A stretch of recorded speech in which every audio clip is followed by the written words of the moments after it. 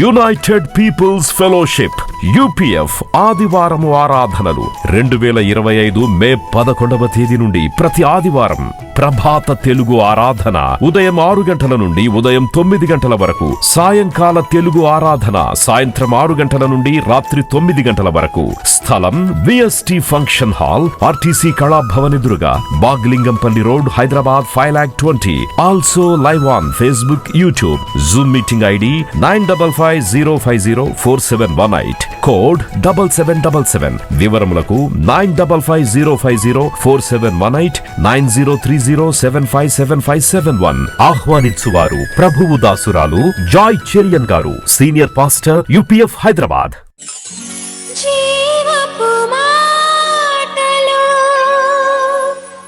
సజీవపు మాటలు, నీ బ్రతుకును మార్చి దేవుని మాటలు. దేవుని ఉన్నతమైన పిలుపు, గాడ్స్ హై కాలింగ్.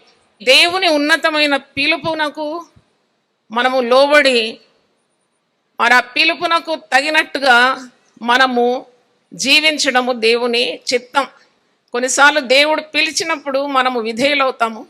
తర్వాత ఆ పిలుపు నుండి కుడికి కానీ ఎడమకు కానీ తొలగితే అది దేవునికి ఇష్టం కాదని నా జీవిత అనుభవం ద్వారా నేను చెప్పగలను. బ్యాంకులో మంచి ఉద్యోగం నాకు ఉండింది. దేవుడు నన్ను పిలుచుకున్నాడు 1992లో. అప్పుడు నాకు భర్త, 3 పిల్లలు. ఏ విధంగా సేవ చేయాలి, అఫ్కోర్స్ ఒక దైవజనుని కడుపులోనే పుట్టినాను. సేవ అంటే ఒక అవగాహన ఉంది, కానీ సేవలో ఏ విధంగా నేను నడవాలి నాకు తెలియదు. కానీ నాకు ఒకటి తెలుసు, నన్ను పిలిచినవాడు నమ్మదగినవాడు. దేవునికి స్తోత్రం. The God who called me is faithful. దేవుని పిలుపు సార్వత్రికంగా ఉంటుంది, వ్యక్తిగతంగా కూడా ఉంటుంది.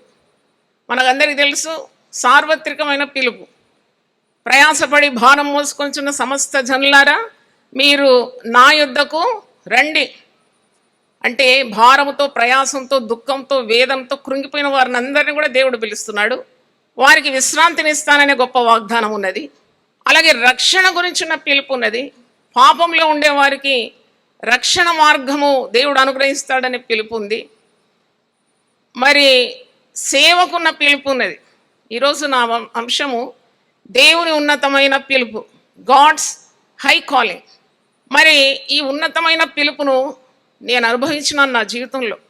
ఇది మామూలు పిలుపు కాదు. ఇది ప్రజల్లో నుండి దేవుడు వేరు చేసుకొని తన ప్రణాళిక చొప్పున ఒక వ్యక్తిని మలుచుకొని తన పరిశుద్ధాత్మతో నింపి వరములిచ్చి, తలాంతులిచ్చి, వాక్శక్తి ఇచ్చి, ఆత్మల భారం ఇచ్చి, మరి తాను చేయు క్రియలన్నిట్లో తోడుండి తన ఊహకు మించిన రీతిగా దేవుడు వాడుకుంటున్నాడు ఒక వ్యక్తిని అంటే, అది దేవుని పిలుపు కాకుంటే మరేమవుతుంది?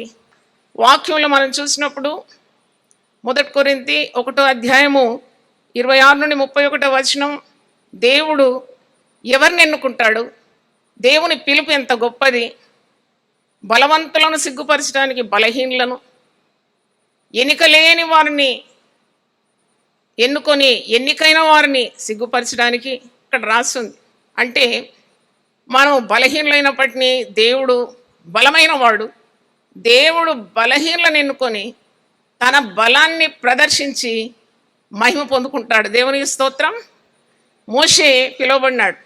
ఇశ్రాయేలు లక్షలాది జనాన్ని ఫరో యొక్క దాసత్వం నుండి విముక్తి చేయడానికి మోషే ఎన్నుకున్న నాయకునికి వాక్శక్తి కూడా లేదు, బలహీనత ఉంది. He had a weakness of stammering.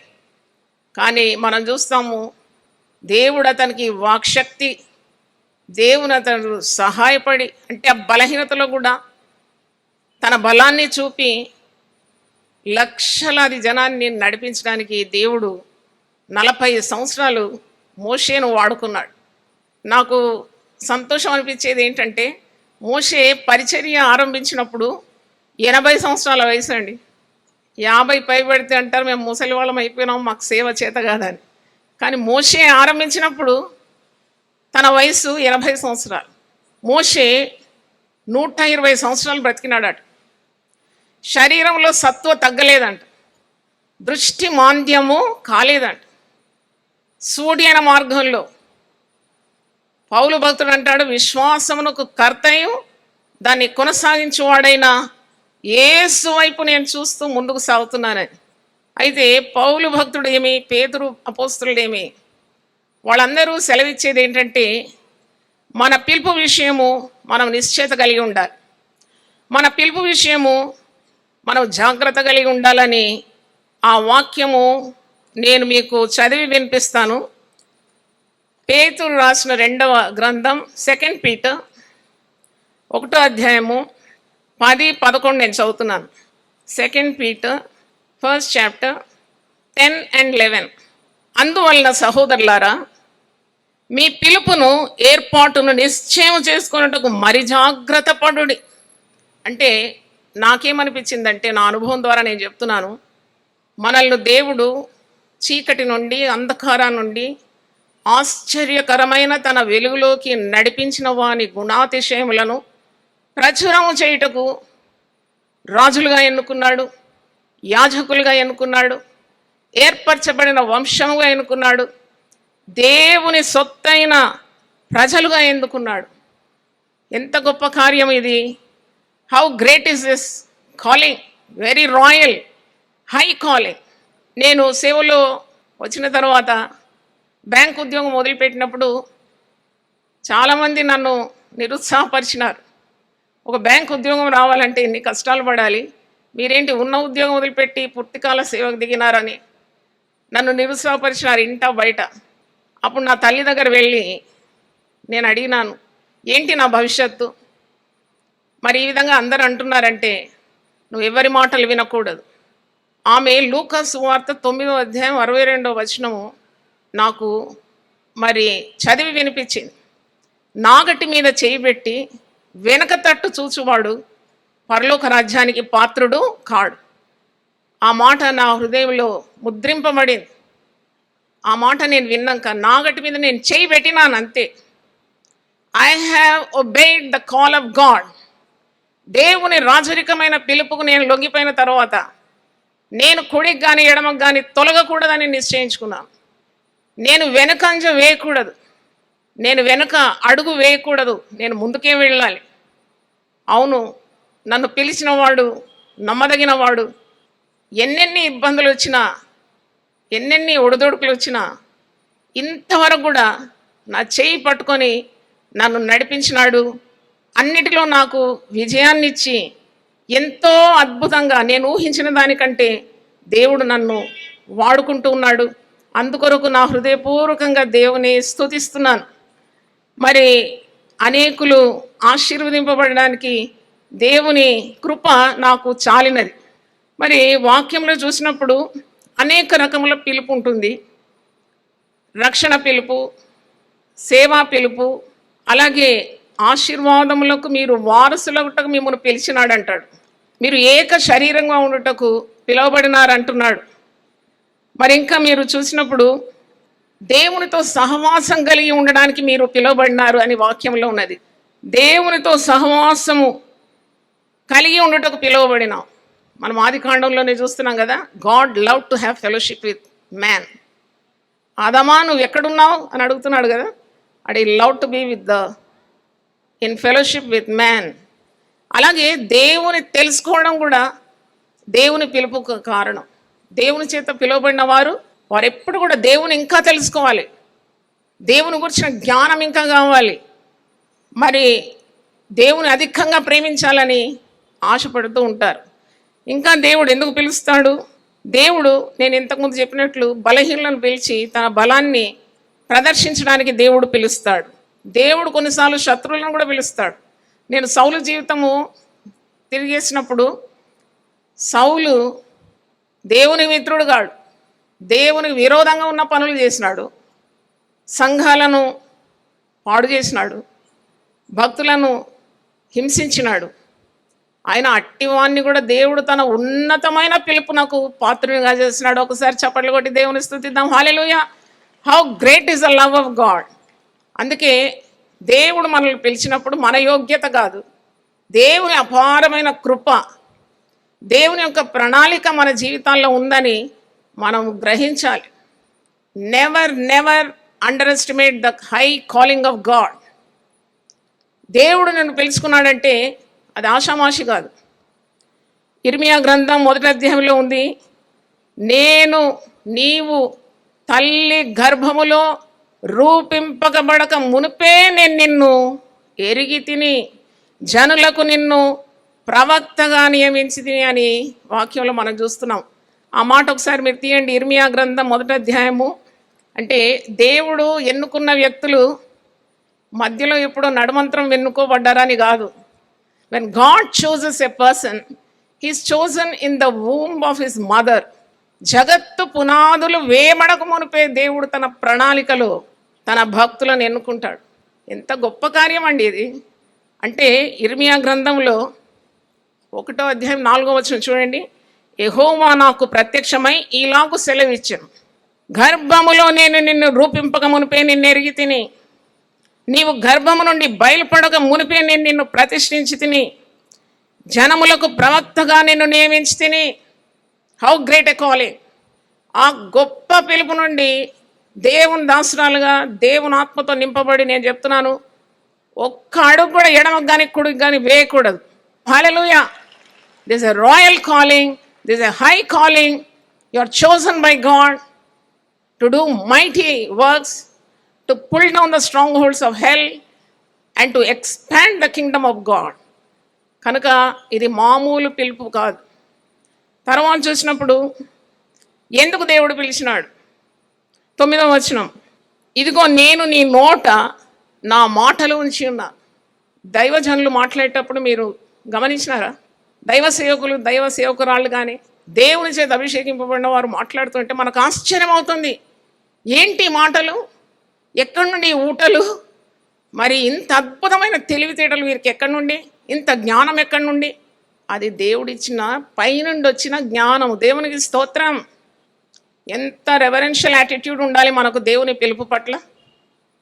ఇక్కడ అంటున్నాడు, ఇదిగో నేను నీ నోట నా మాటలుంచి ఉన్నాను, పెళ్ళగించుటకును, విరగ్గొట్టుటకును, నశింపజేయుటకును, పడద్రోయుటకును, కట్టుటకును, నాటుటకును నేను ఈ దినమున జనుల మీదను రాజ్యముల మీదను నిన్ను నియమించి ఉన్నాను. What a great call! ఎంత గొప్ప ఉన్నతమైన పిలుపు ఇది. ఈ పిలుపు గురించి అశ్రద్ధ చేసి చాలామంది భక్తులు, ఏర్పరచబడిన వారు సైతము వారు తొట్టిల్లిపోతున్నారు. అది బాధాకరం. ఎప్పుడు కూడా దేవుడు మనకిచ్చిన ఆ పిలుపు నుండి తొలగొద్దు.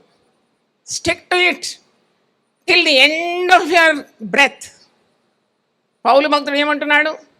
నేను మంచి పోరాటము పోరాడినాను, నా పరుగును నేను కడముట్టించినాను, నా విశ్వాసము నేను కాపాడుకున్నాను, ఇదిగో నా కొరకు నీతి కిరీటము ఉంచబడి ఉంది.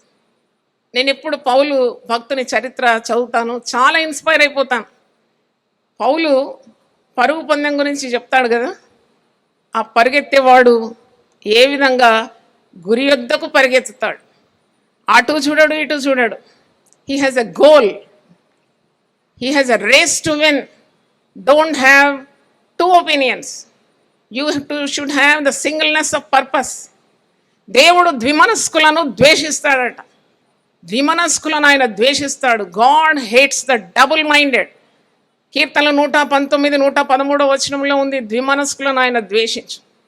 సింగిల్నెస్ of purpose, focus on your calling, obedience to the royal and high calling is what God expects out of a man of God.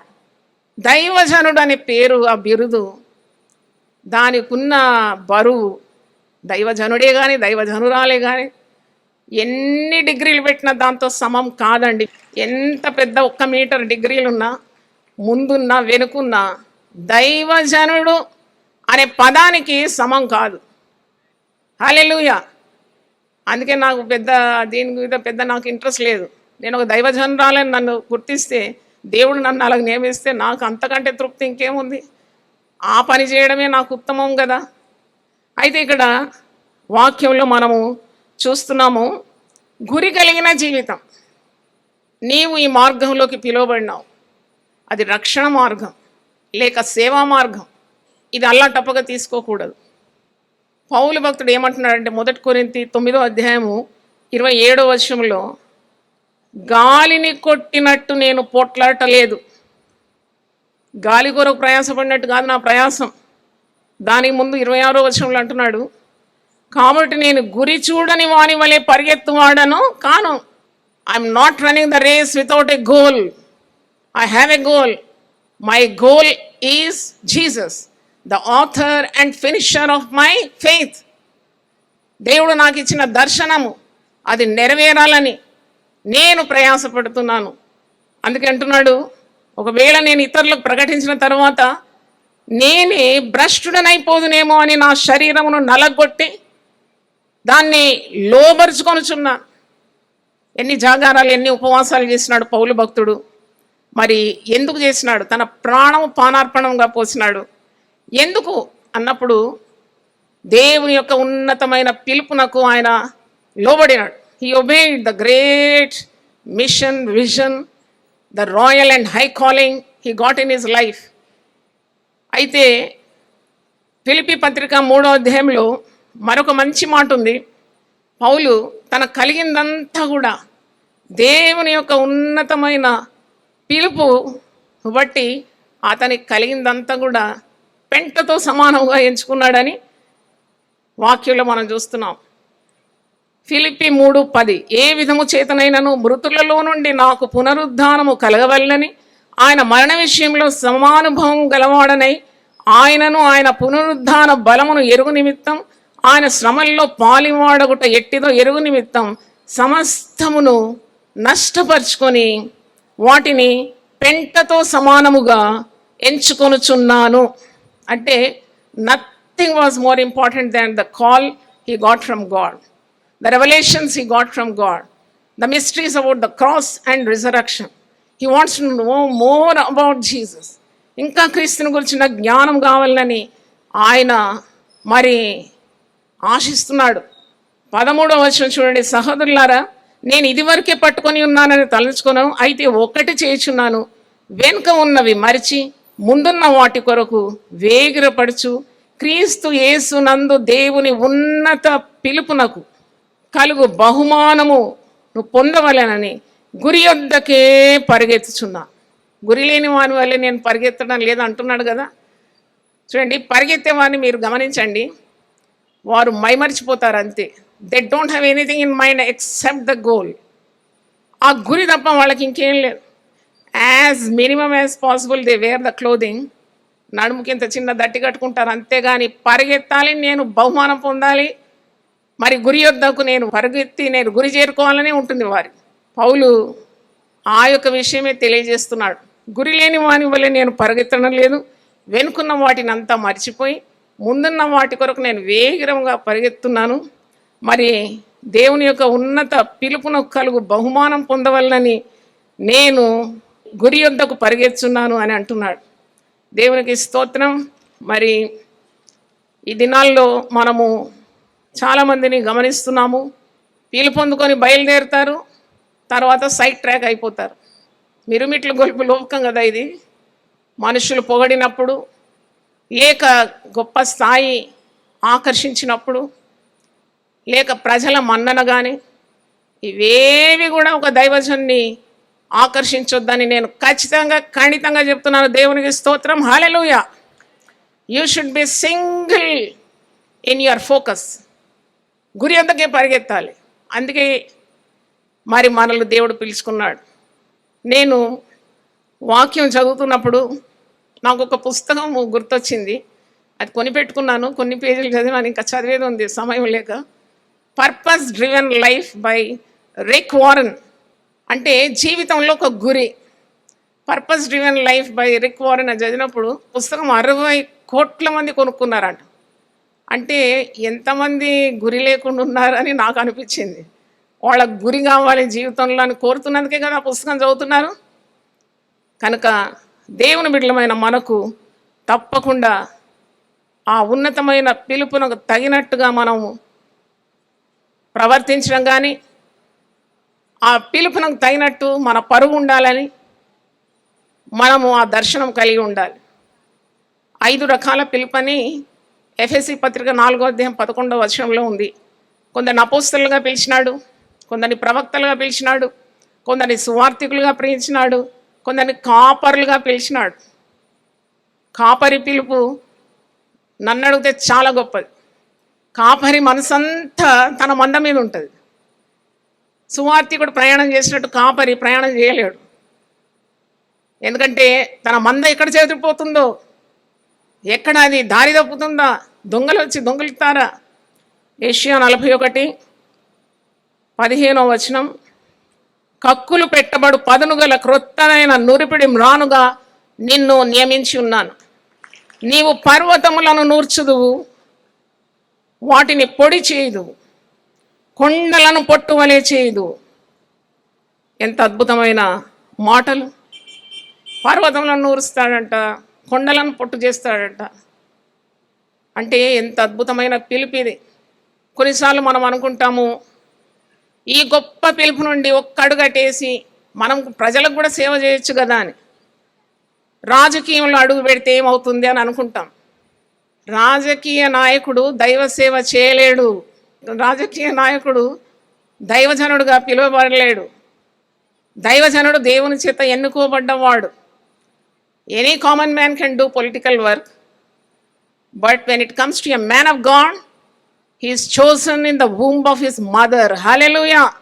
జగత్తు పునాదులు వేయబడక మునిపే తన ప్రణాళికలో ఎన్నుకున్న దైవజనుడు, తల్లి గర్భములో రూపింపబడక మునిపే ఎరిగినవాడు దేవుడు, ఎన్నుకోబడినాడు, ఏర్పాటు చేసుకున్నాడు, మరి గొప్ప ప్రణాళిక ఇచ్చినాడు, దర్శనం ఇచ్చినాడు, సేవనిచ్చినాడు. నశించి ఆత్మలను పరలోకం వైపు నడిపించడానికి ఇంతకంటే ఉన్నతమైన పిలుపు మరేముందండి?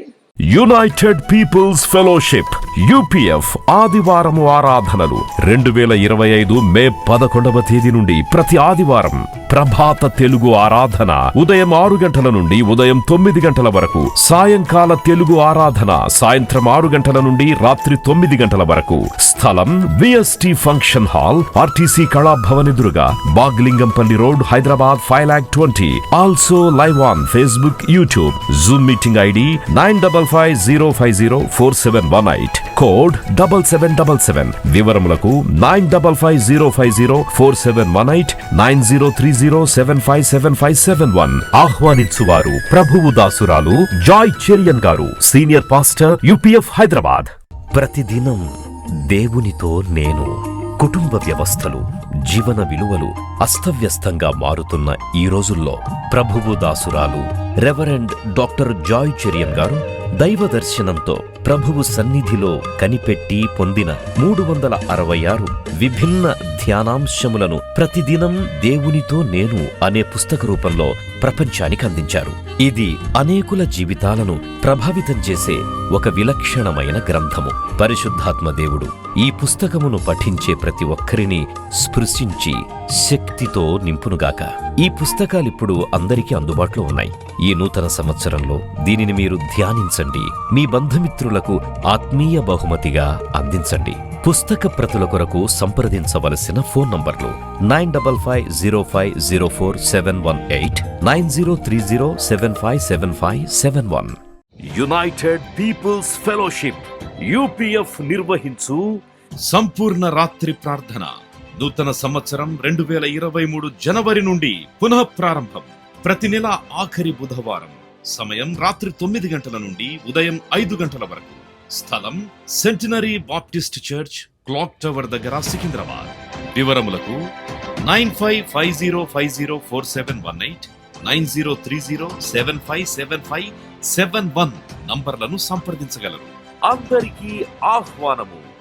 ఆహ్వానించువారు ప్రభువు దాసురాలు జాయ్ చెరియన్ గారు, వ్యవస్థాపక అధ్యక్షురాలు మరియు senior pastor, united people's fellowship UPF Hyderabad.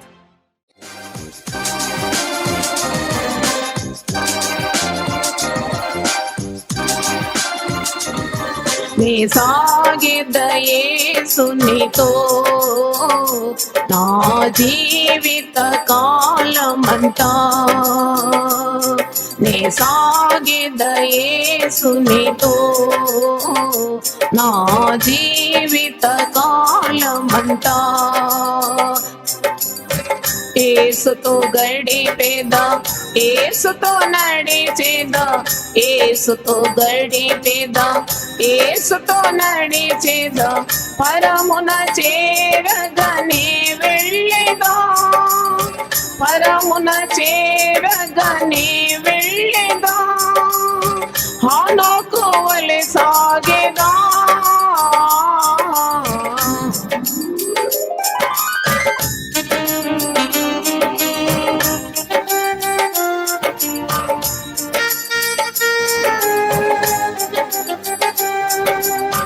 తల్లియే మరచిన తండ్రియే విడచిన తల్లియే మరచిన తండ్రియే విడచిన బంధువులే నన్ను వెలివేసిన బంధువులే నన్ను వెలివేసిన బలవంతునితో సాగేదా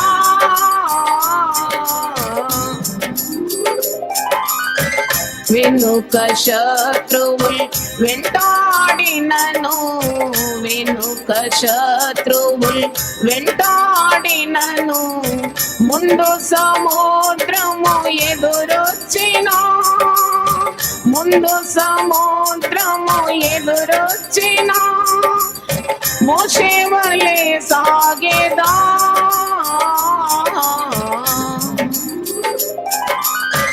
మరణ శాసనం హెచ్చించినను మరణ శాసనం హెచ్చించినను సింహపు బోనులు నన్ను వేసిన సింహపు బోనులు నన్ను వేసిన దానియేలు వలె సాగేదా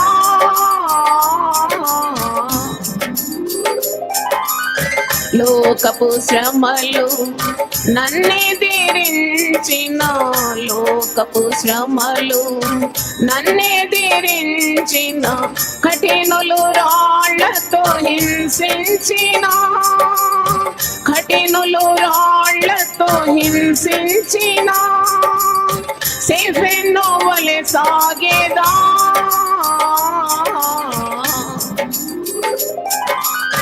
బ్రతుకుట క్రీస్తే చావైనా మేలే బ్రతుకుట క్రీస్తే చావైనా మేలే క్రీస్తుకై హత సాక్షిగా మారినా క్రీస్తుకై హత సాక్షిగా మారినా పౌలు వలె సాగేదా నీ సాగిద యేసునితో నా జీవిత కాలమంతా నీ సాగిద యేసునితో నా జీవిత కాలమంతా